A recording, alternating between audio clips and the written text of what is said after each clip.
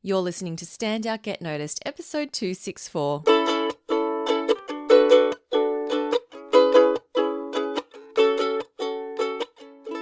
Hi there, Rockstar, and welcome to Stand Out, Get Noticed. If you are a brand new listener of this show, then a huge welcome to you. I'm your host, Christina Canters, and I help professionals and business leaders to build powerful communication skills. You can learn more about our programs at thecmethod.com. I also invite you to join our free Small Talk Made Simple class, which is a course to help you build your confidence when talking about yourself and having conversations with others. So make sure you check that out at thecmethod.com. Now, a big focus of this podcast is helping you to succeed in your career. And I'm really excited to introduce you to my guest this week because he's here to share his wisdom and his experience with building a really successful career, and not just a career, but also businesses as well. So we're talking valuable career advice today. And I'm really excited to introduce you to George Stephan, who dialed in for the podcast all the way from New York.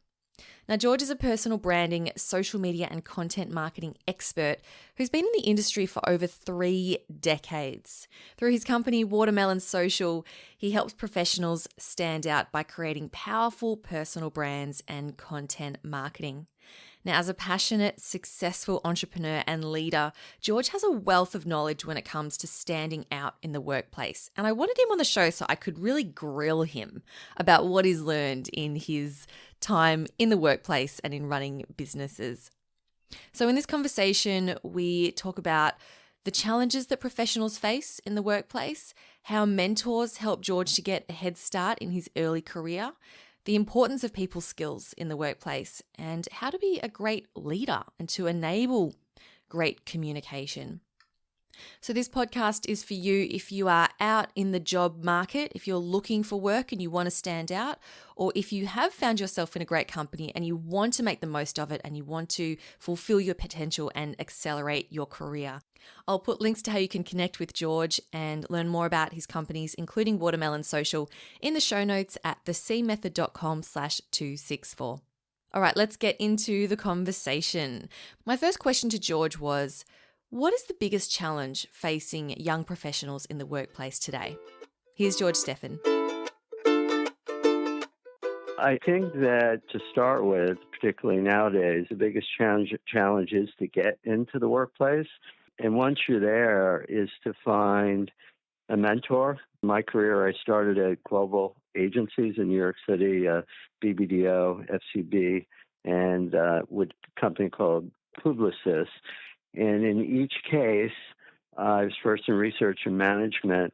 I found a person that liked me. I liked them, and they took me under their wing and taught me a lot.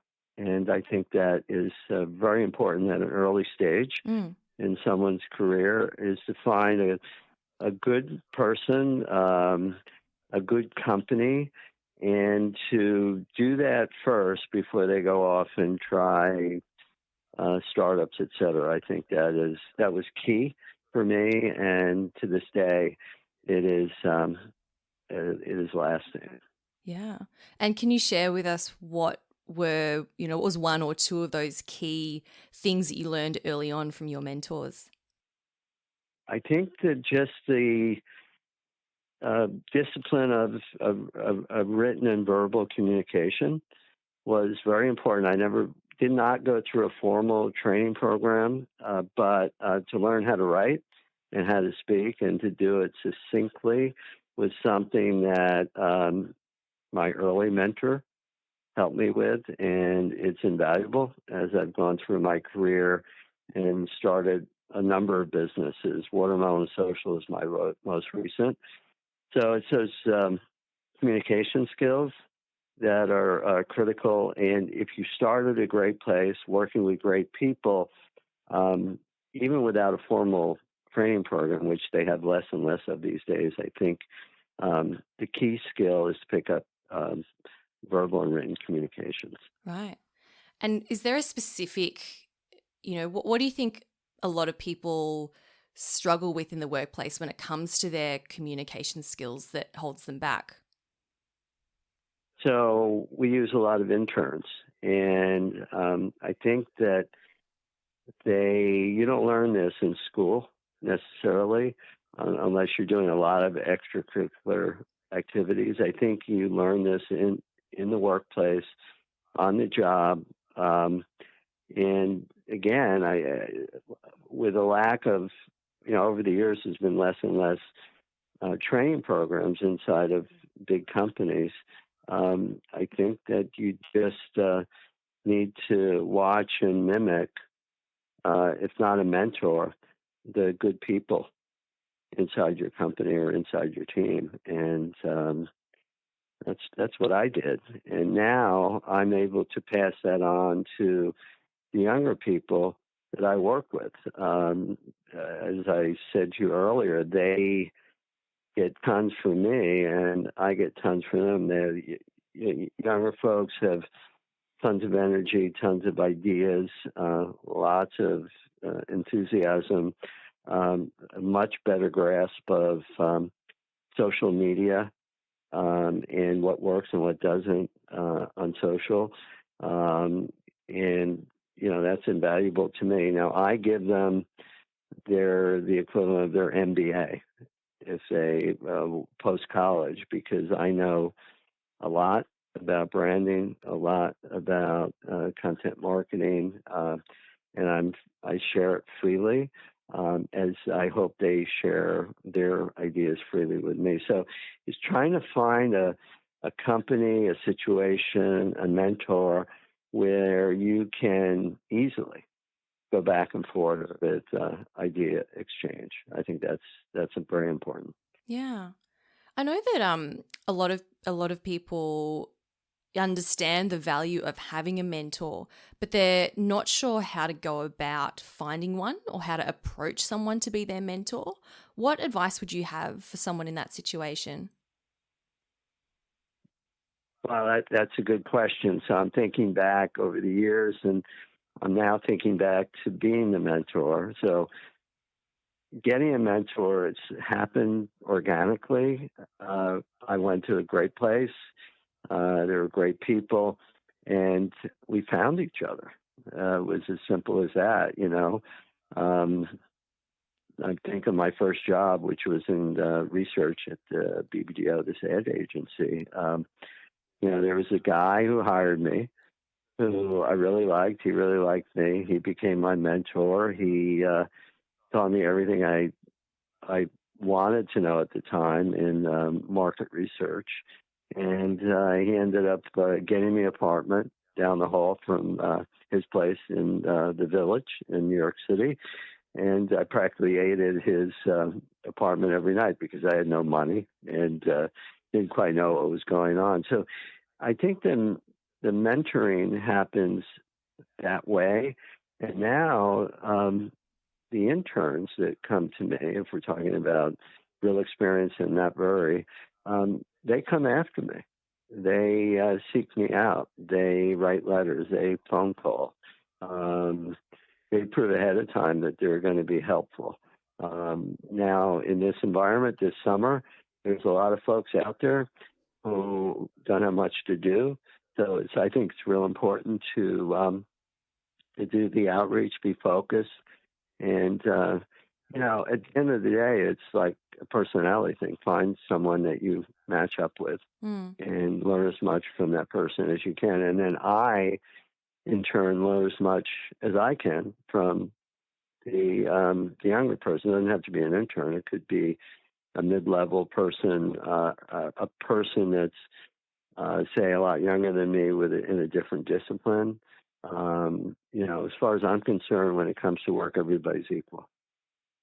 Yeah, well, yeah, it'd be great to be working with someone like you, George, who does welcome those, welcome people approaching you to be their mentor.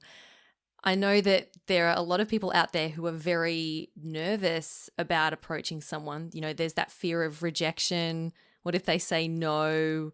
It can be very intimidating for a lot of people to reach out to someone who is more senior to them. Thinking about that type of person, what would you say to them to help alleviate their fears a little bit? Well, I would say that, given my career and, a number of startups and, you know, a sprinkling of failures in between, that you have to try to get past that and know that you're going to get rejected and know it's going to happen again and happen again.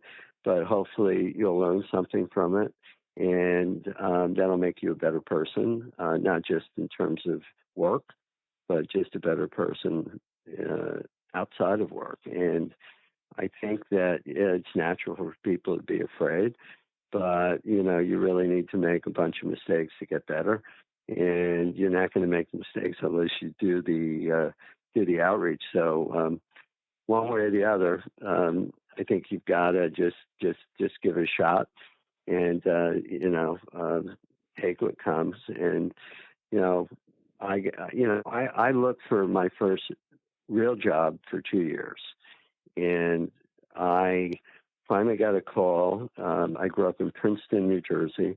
Got a call from a search person in New York City 2 years later, and they said there was a job at BBDO. And I literally laughed at them on the phone. I said, "No way." They go, "No, no, no, it's real." So I went in, and again, I was fortunate enough to meet the person that was the influencer on the hire, and we just loved each other. And then he loved me so much that met his boss, and she also, I don't know if she loved me, she liked me enough, and did it. But I to get that job, I took a lot of little jobs in between, and got rejected a lot of big jobs. I mean, more important jobs, not big in terms of salary. But I just kept going. And at that time in New York, we were in this country, we were having a recession, so it was very difficult. But I just kept taking jobs, smaller jobs, and that helped me get the bigger one.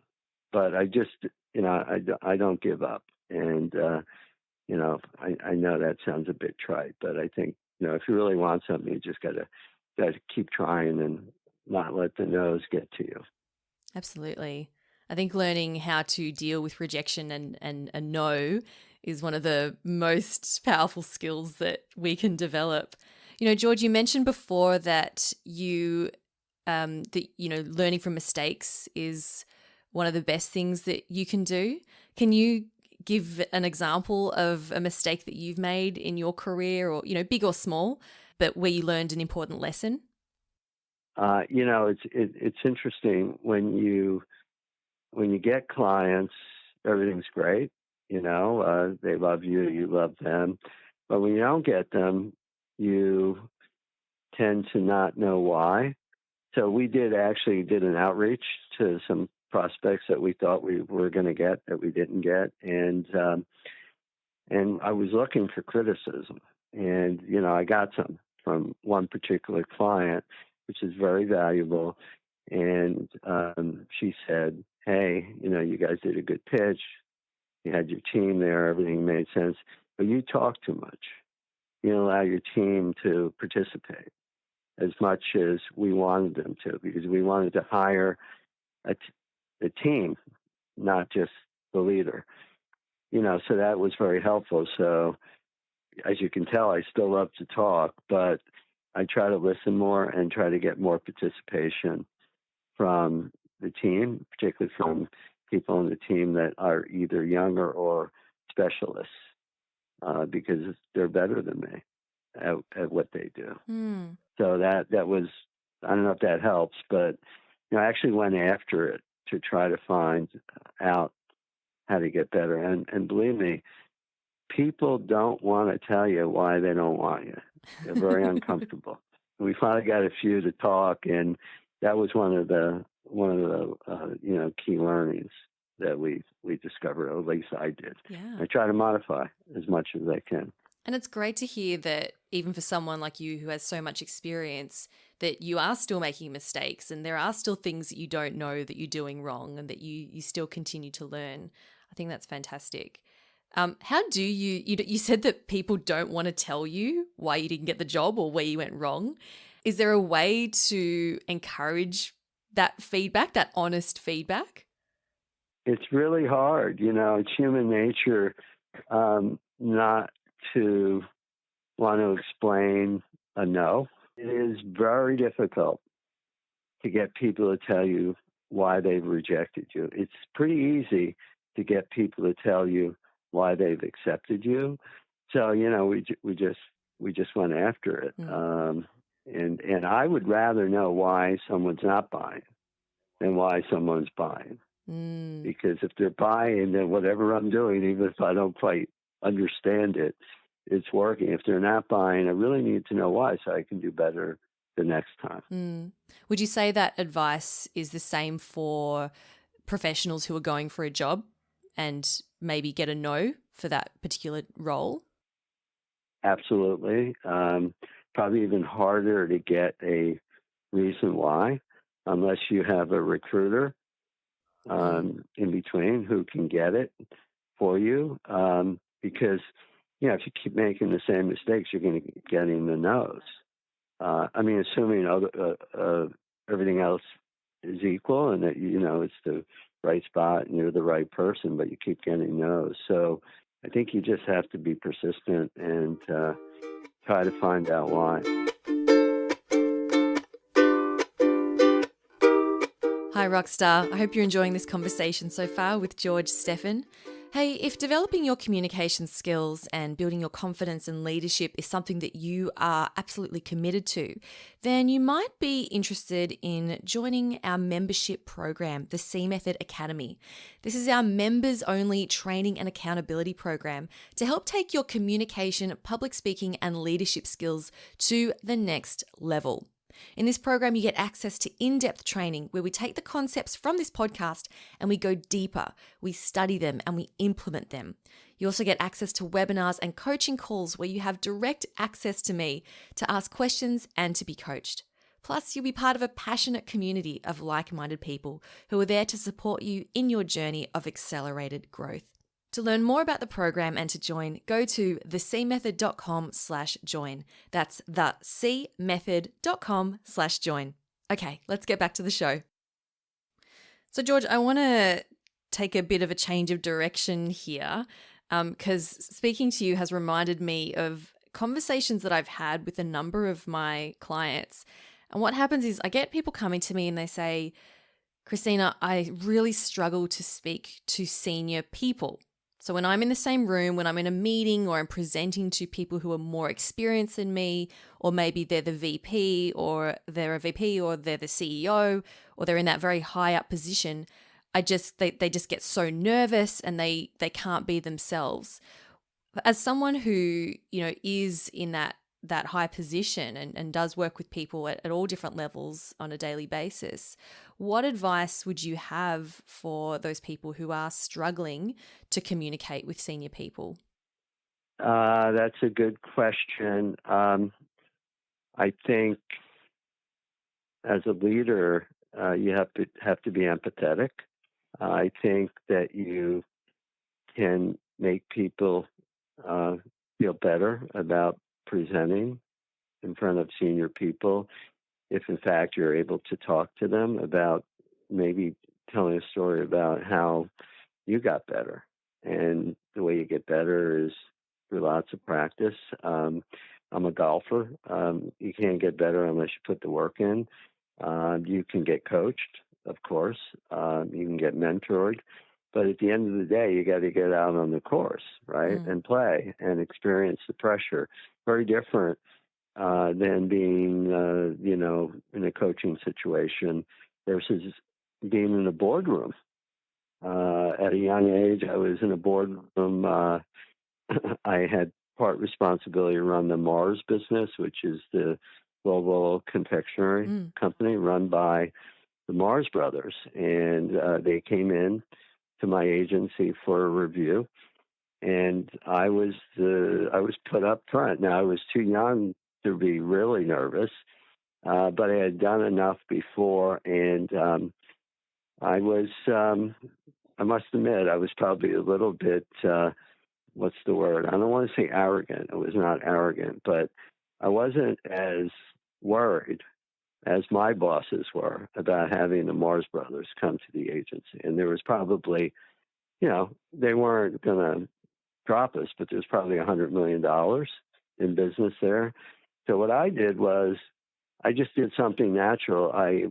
At the time, I was part of the team that introduced Twix cookie bars, which is still a huge brand.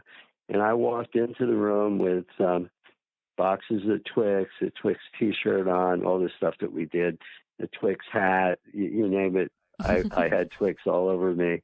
And the Mars Brothers, John and Forrest Mars, just started laughing. And that broke the ice. And then we had a very nice presentation. We kept the business. So, I didn't go to school for that. But at that point, I already had two fairly senior jobs. And I had done it enough to know that, just be yourself. Try to keep it, as we're trying to do now, conversational.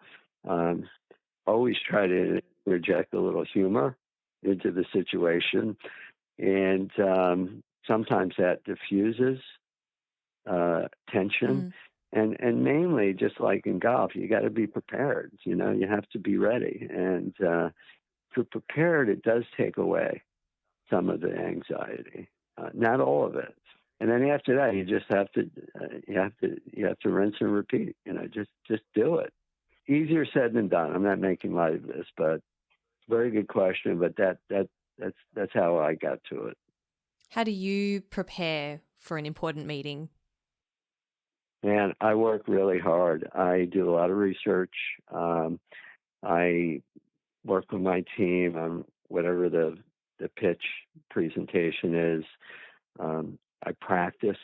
I practice with my team. We try to do it from the client's point of view, not from our point of view. And it's just really being prepared, and also having some great ideas.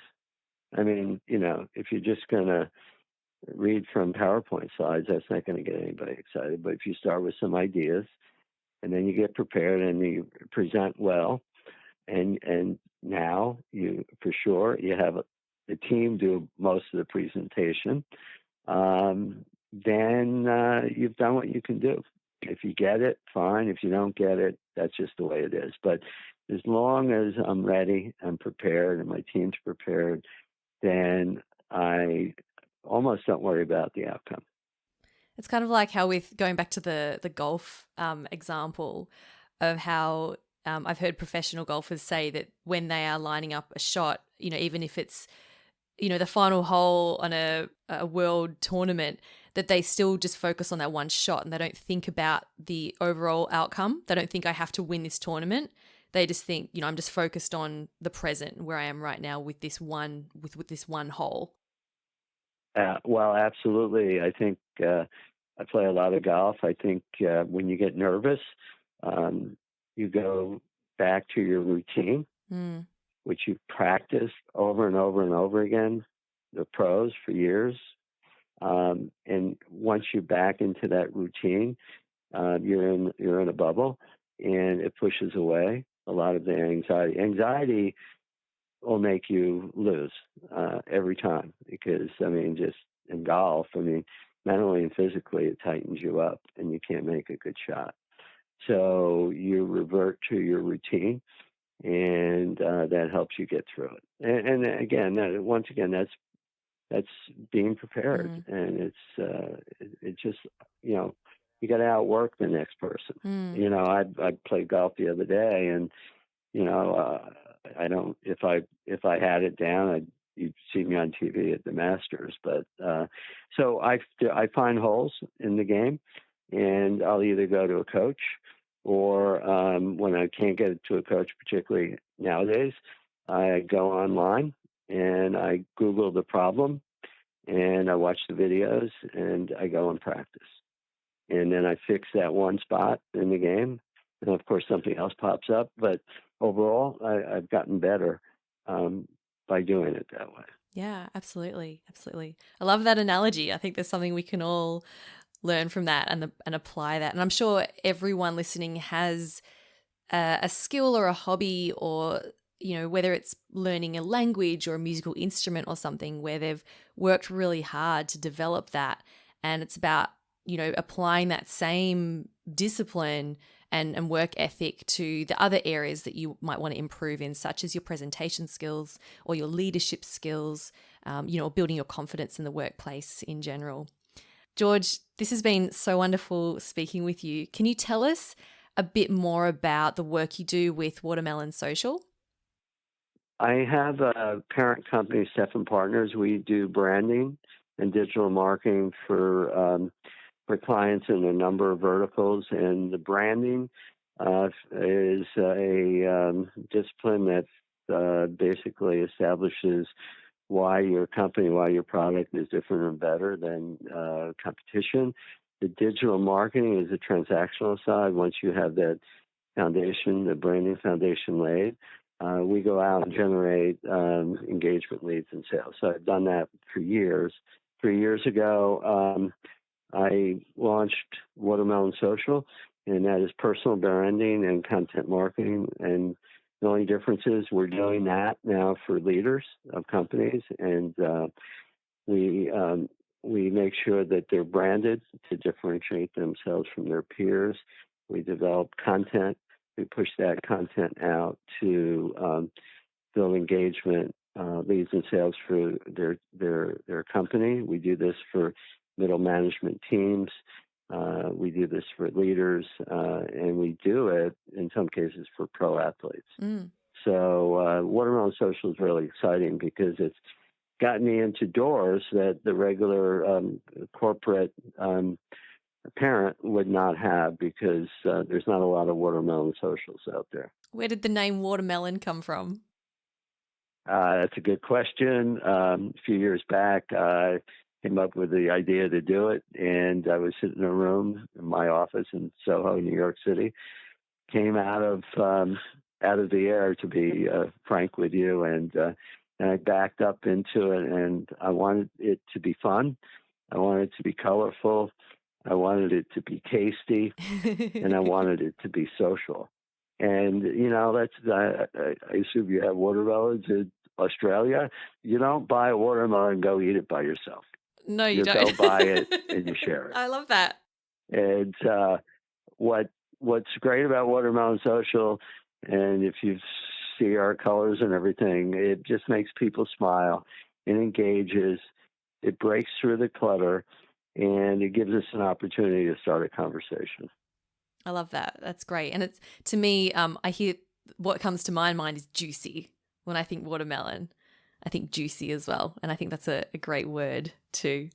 George, it's been such a pleasure having you on the show. Thank you for sharing your wisdom and advice with us. Can you share with us one more piece of advice for people who are looking to stand out in the workplace and fulfill their potential in their career? Well, I'll give you an A and a B. I mean, one is work really hard, focus, and break through the clutter. Be a purple cow. Do something that's appropriate but different than your peers, because otherwise you're kind of like a commodity. So if you work hard and you focus and you, in a way, you brand yourself to be, different and better than your peers, you're going to have a better opportunity for a win. And that's my advice. Wonderful. Thank you so much, George. Yes, thanks for the opportunity, and be well. A huge thanks to George Stephan for being a wonderful guest on the show this week. You can learn more about his company Watermelon Social at watermelonsocial.com. Very memorable, right? Or you can visit the show notes at thecmethod.com/264. If you're not sure about what he meant by purple cow, I recommend you check out Seth Godin's book, Purple Cow. He was the guy who invented that term, and it's all about being remarkable and knowing how to stand out in a cluttered marketplace. So make sure you check that one out.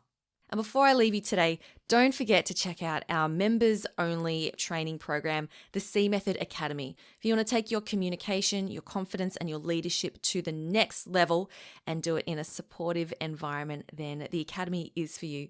So come on over and check it out at thecmethod.com/join. And that brings us to the end of this week's episode. Thank you so much for spending some time with me today. Keep on being awesome, and I'll talk to you next week. I'm Christina Canters, and this has been Stand Out, Get Noticed.